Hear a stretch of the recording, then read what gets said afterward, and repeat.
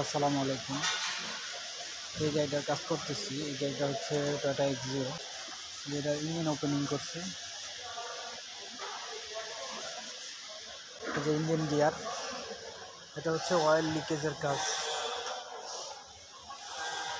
সিলগুলো পাল্টাইছি, এই যে torque converter seal আর হচ্ছে এক্সেল অয়েল সিল।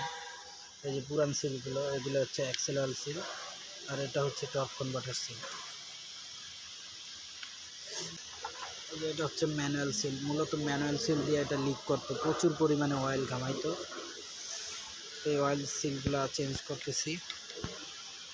এই যে হইতে আছে ইঞ্জিন, এই যে ইঞ্জিনটা, এই যে এটা হচ্ছে এখানে ম্যানুয়াল সিলটা থাকে।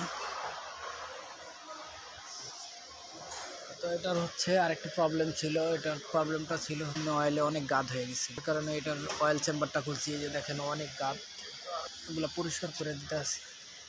এই যে চেম্বার প্রচুর পরিমাণে ময়লা ছিল।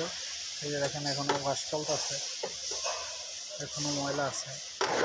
যে এটা মোটামুটি ক্লিন হয়েছে, আরও ক্লিন করতে হবে। এই যে অয়েল স্ট্রেনার, এটার কাছে স্ট্যানারটা ব্লক হয়ে ছিল, ক্লিনিং করতে আসছি, আরও ক্লিন করতে হবে। এটা হচ্ছে অয়েল চেম্বার।